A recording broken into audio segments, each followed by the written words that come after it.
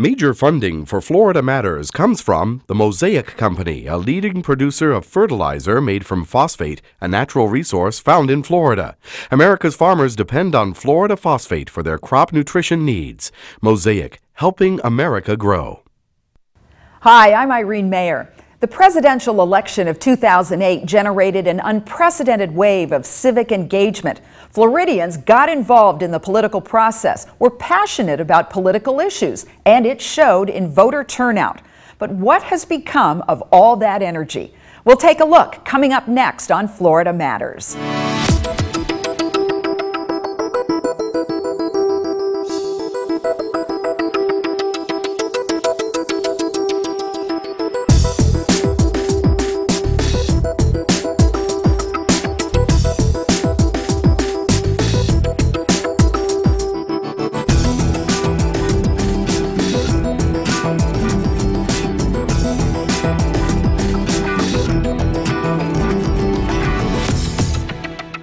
Welcome to Florida Matters. Civic engagement can mean a lot of things, from solving problems in your community to participating in local and national elections to becoming the squeaky wheel and making your voice heard by public officials. What it boils down to is having some control over the world around you. Today, we'll catch a glimpse of some of the ways Floridians are working hard to make a difference. First up, Carson Cooper with a story about Florida's political new wave. With each generation comes a different approach to life, but expressions of today's youth extend far beyond trends and fashion. I think the youth is finding a way to get more engaged, and I think a lot has to do with the multiple resources that are out there to get information. They're called the Millennials, or Generation Y. They're the largest generation since baby boomers, and they're eager to get involved in the civic and political landscape. Well, I think that this is one of the best times in our country for young people to be involved in politics. It's a time that people are really realizing that one person can make a difference. Many of my peers, especially at the university level, are very involved and engaged in the community. A lot of the organizations that I've been involved with, both on campus and off campus. But if the boomers defined involvement and activism with marches and petitions, the millennials are making their mark through websites like Twitter, where users share tweets or instant updates. And politicians are taking notice.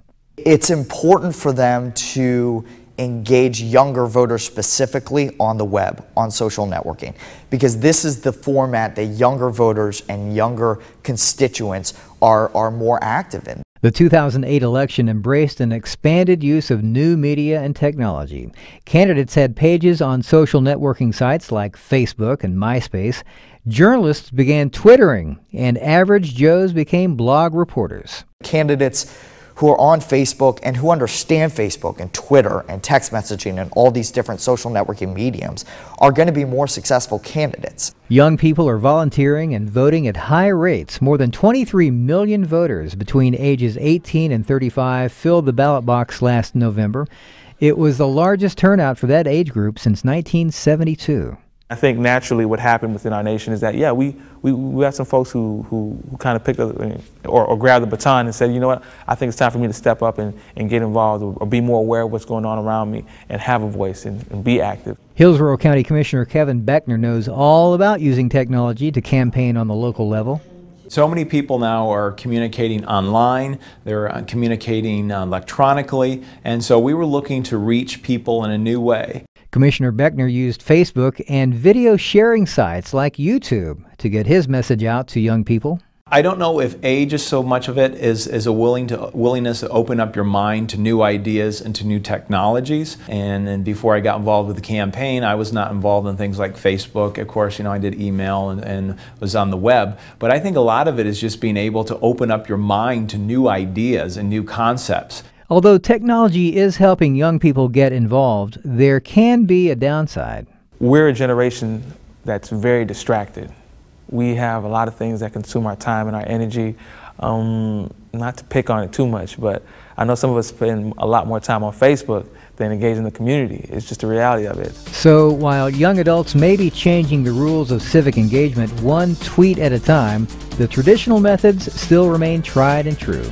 If we would have just done it electronically, I don't think we would have been as successful. People want to be able to meet and talk with the candidates. There's no doubt that technology is not the end-all be-all. The internet is not the end. The internet is the vehicle to drive people and to organize people online for civic engagement. For Florida Matters, I'm Carson Cooper. Another way to get involved is to join a cause, maybe one that says, "Not in my backyard." It's usually because of power lines or a cell phone tower, but in this case, it was a new landfill proposed for Pasco County. Carl Roth and John Floyd from the Protectors of Florida's Legacy opposed that project and won. Welcome to both of you. Thank you very much. The group is one that folks may not have heard of. Again, it's called the Protectors of Florida's Legacy.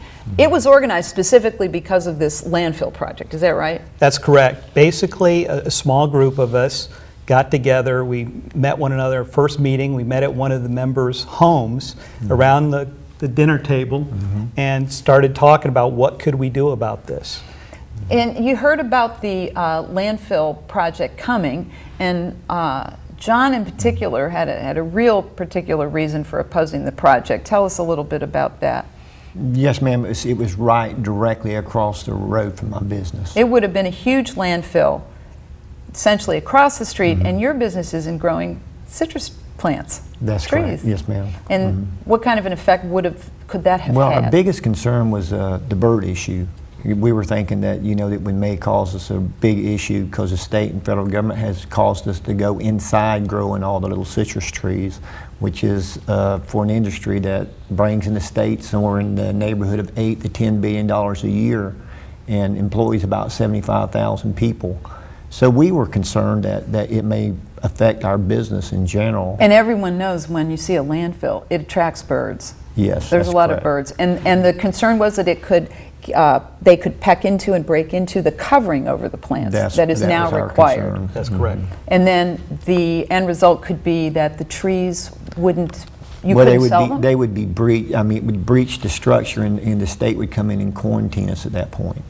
And until, you know, further inspection to make sure everything was okay. But if it continued to happen, of course, which it would if there was a bird issue, you know, it would almost be impossible to continue to grow there. Well, when you hear about a project like this coming into, in your case, your front yard, did you feel helpless to be able to stop it? Well, we knew that it would be a big fight, but we knew we had to do something, so we just started you know, just what we could when talking with neighbors and friends and seeing what we could do once we realized, you know, it was a real reality that they were thinking about doing it. How necessary was it, Carl, to actually organize and not just be a few neighbors talking over the fence, so to speak? Well, at least from my background in the consulting arena, we always have a plan. But our main task was really to educate people and get the word out. Because the surprise, I think, for us was people didn't really realize that this was coming. So you had to get the word out that the landfill was on the docket and That's right. could become a reality. People hadn't heard about it countywide or citywide. Zephyr Hills we're talking about, is that right? Right. Zephyr is right between Dade City and Zephyr Hills, right adjacent to the Green Swamp. And the community didn't hear about it either through the media or the newspapers. There hadn't really been a lot of news that had come out. So how'd you let them know? Well, that was a big challenge. We weren't really sure because none of us had really been through this before. And so we started going to civic organizations. We started scheduling time with the cities. We started working through the Dade City Chamber of Commerce, Rotary clubs, just anybody we could get in front of to say, hey, this is out there, beware, and you too can get involved. So once you got the word out to groups, what was the response like? What did people think? Well, I did a deal where I stood up in front of the courthouse for 5 consecutive days for like 3 hours and took a petition to be signed.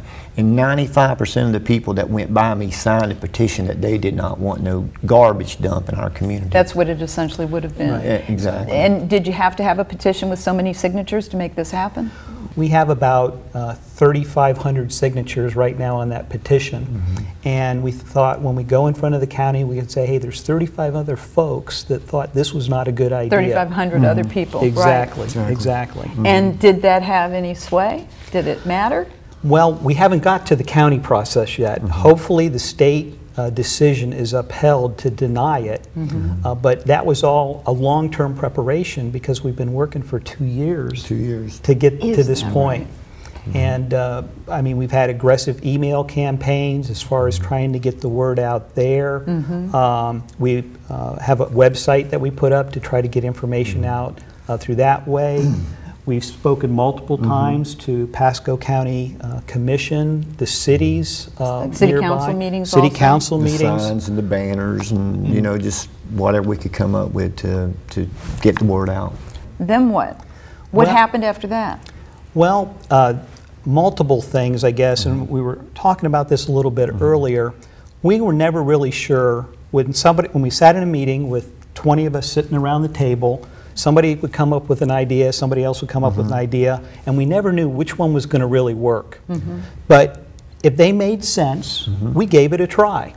And one of the things that worked really well for us, Dade City has, once a month, on Saturday, they do a cruise-in where old cars come in. Well, we got a booth there and have been giving out information and talking to people, getting petitions, and it's maintained a presence in the community about what was going on. And people come up to us now, what's the latest? What's the latest? So It was really important to be able to get the community on board. exactly. Not only aware of what was going on, but to support the That's right. opposition, if you will. Exactly. And we really believe when the community was informed about what was going on, they all came to our side. So you had to keep the momentum going for a couple of years. Yes. And what has the end result been, at least to this point? The DEP announced. Department of Environmental Protection? Yes. So it's a state agency that reviews permit applications for landfills. And they announced a letter of intent to deny. It's not a full denial yet, but that is in their intent based on the latest science and information that's been provided to them. Well, how much of this political action that you all took play into their decision, do you think? Well, that's kind of a tough one because we've been working. At first, we didn't really want to get involved with like the governor's office and the secretary of... You want to stay local. That's right. We tried to stay local, work with the DEP, and then later on in 2007, we said, well, let's start outreaching to the governor a little bit. And then finally, by the end of 2008, when the decision was coming down, we had a big push, email, faxes, and everything, because this decision was coming to a head. And what really worked is all the efforts that we've been working to get everybody involved through emails and whatnot, environmental groups and everything, they all just bombarded the governor's office, the secretary's office, everyone, and it was great, but we never really thought it would come to that end. Making a difference. All right. Exactly. Thank you both very much for being with us today and helping us understand how we can make a difference too. Great. For more information about the Protectors of Florida's Legacy Group, just visit us online at wusf.org/Florida Matters.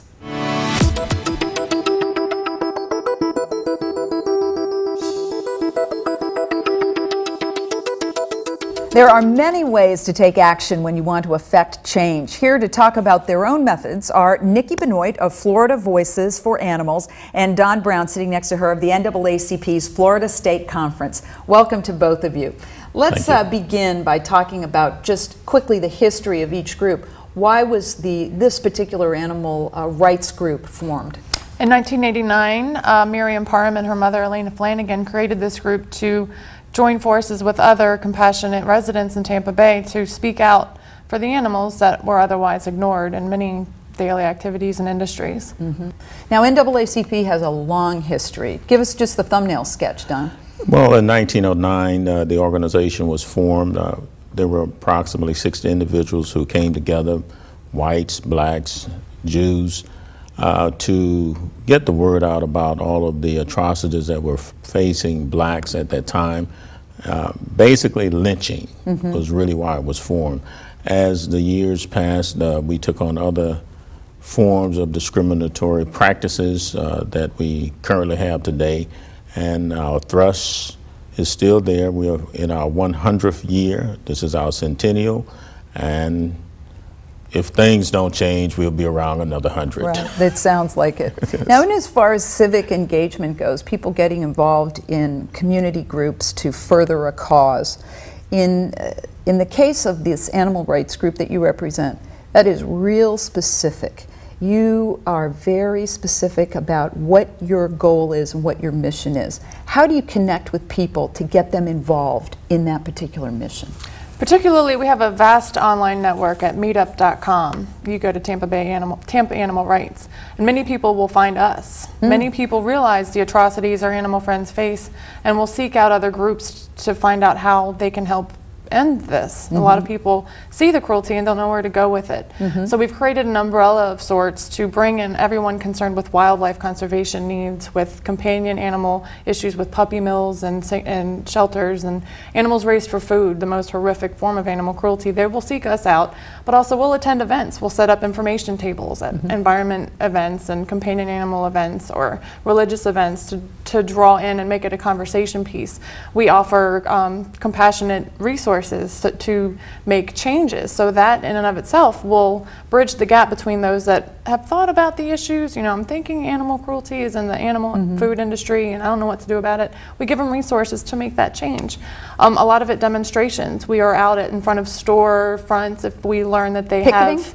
Well, in a sense, it's really just education for passersby, for people hoping to attend the restaurant or the store, like a recent Petland demonstration that went on nationwide just before Christmas. We were a part of that, helping the Humane Society draw attention to the egregious treatment of animals raised in puppy factories, if you will. So a lot of passersby were like, wow, I agree with you. They parked their car and they would join us and pick a sign up, and same with the circus. Don, do you hear about similar methods? How is the NAACP typically and historically approached its causes?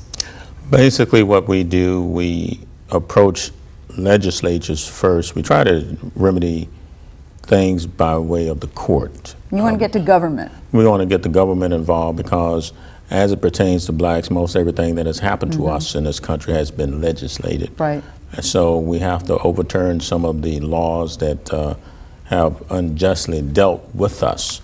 As a result of that, we try to do it through the legislative body.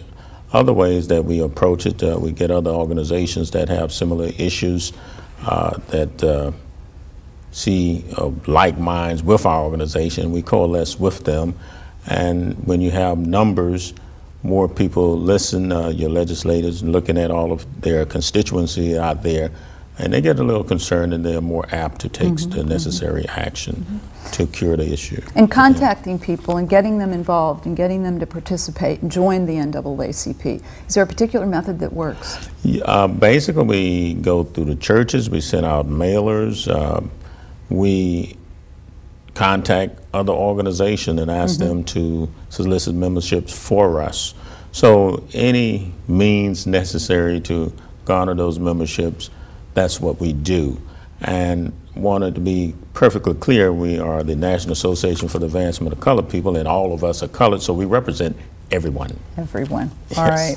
And we're almost out of time, but quickly, what are the most extreme methods? How far will Florida Voices for Animals go to get the message out about preventing cruelty to animals? Well, we really try to keep it more of a compassionate focus. We want to raise awareness for compassion with compassion. We don't like to point fingers or shame or demonize anybody.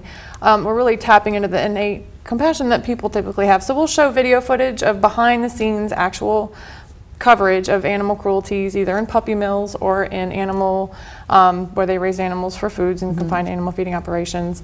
That's probably the most extreme in terms of shock value. It is painful to see, but it will trigger some type of action. And per capita, we have the power to incite change worldwide with our daily changes and our daily activities. Just making small changes makes a big difference. Absolutely. And NAACP has historically been a peaceful group. Yes. What's the furthest that NAACP goes? The most extreme that I would say that we would go is direct action, wherein we will actually demonstrate outside of a Capitol building or a business that is not doing what they should be doing. And what we normally do is send out a call for people from all around the state, all over the United States, to converge.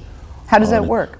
Works very well. It's an effective we are method. Effective. I think you get a lot of people Very to show up effective. at some of those demonstrations, like tens of thousands occasionally. They come, and you know, all organizations share similar aspirations, and they will come and join you. Well, thank you both for coming on and sharing this community activism methods. I'm sure we've enlightened a lot of folks today. Thank you. Thank you. To find out how you can become more civically engaged, check out our website at WUSF.org/Florida Matters.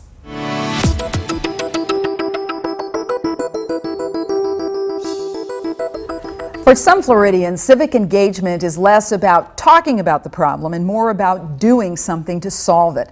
That's just the case as Larry Elliston brings us this week's Florida story. If you don't think one person can make a difference, then you've never met Stephanie Buzansky. Since Stephanie went to work in her home office, writing grants and raising money, hello? 2 playgrounds in Tampa have never been quite the same, with more Sure, playground it's, projects Stephanie on the okay. drawing board.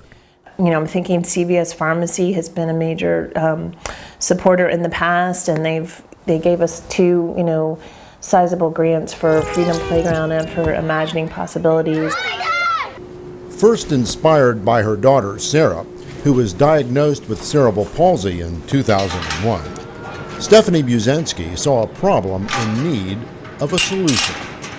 If you're in a wheelchair, this is pretty impossible to get across because you have sidewalk, railroad ties, some sand, and then the surface. So it's just a good example of, you know, a barrier to play. So with the same zeal that served her as a young Peace Corps volunteer, making life better in Ecuador, this wife, mother of 2, and private citizen set out on a mission closer to home.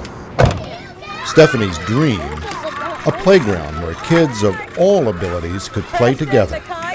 At first, she traveled the road alone, but financial donors, fellow citizens, and a city eventually shared her determination. That dream has become a reality. To dream the impossible dream and make it happen, that is the American dream, isn't it? That is the American dream. On February 2nd, 2008, Stephanie Buzansky joined Mayor Pam Iorio for the ribbon cutting of Freedom Playground at Tampa's McFarland Park. A dream 7 years in the making. On a recent visit to the specially designed playground with her daughters Sarah and Claire, Stephanie couldn't be happier for all children. When I come here, I just feel a lot of joy. I feel like, you know, it's the achievement of a dream, and it's something that I thought about for a long time and worked really hard on, and with a lot of people's help, and it makes me feel like we did something right.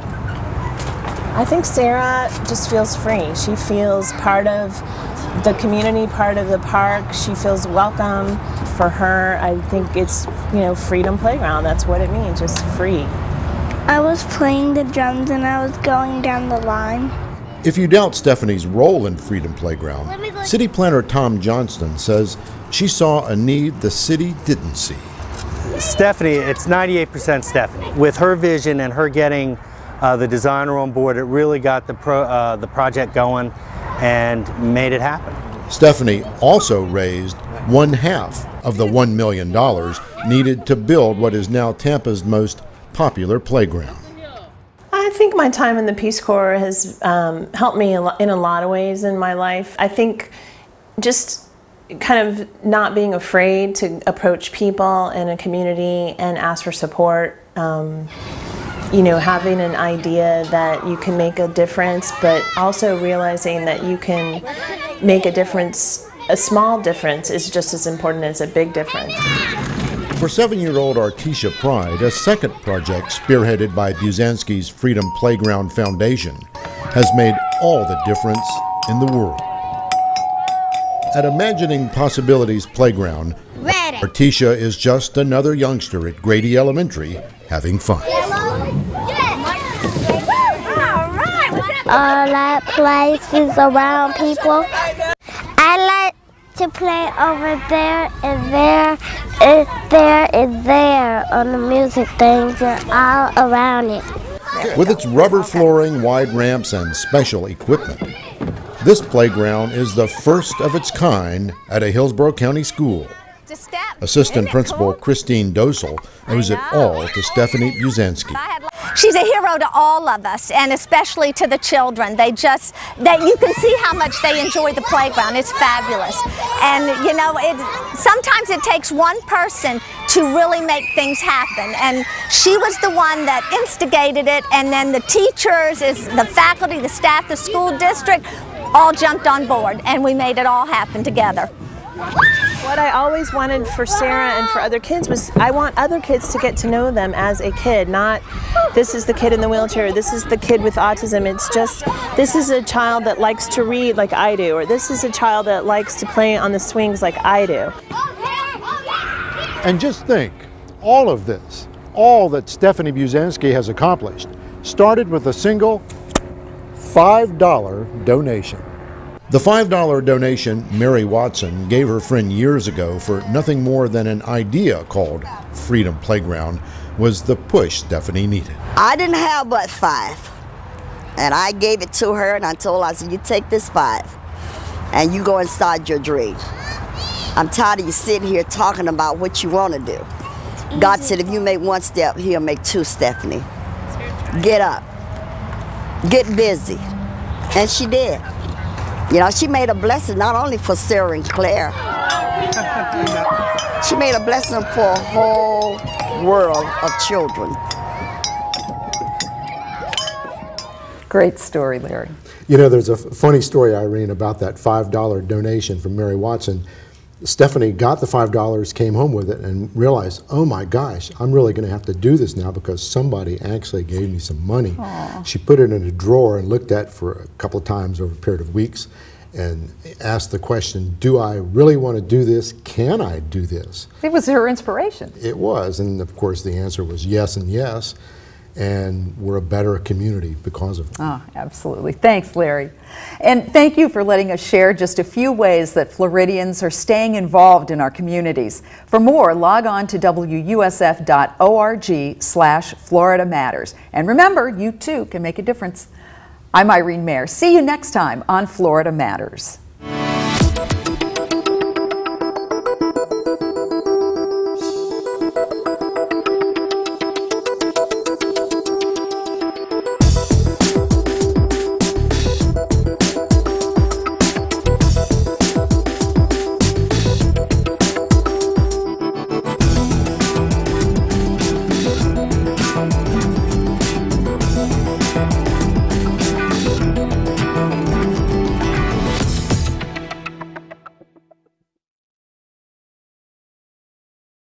Major funding for Florida Matters comes from the Mosaic Company, a leading producer of fertilizer made from phosphate, a natural resource found in Florida.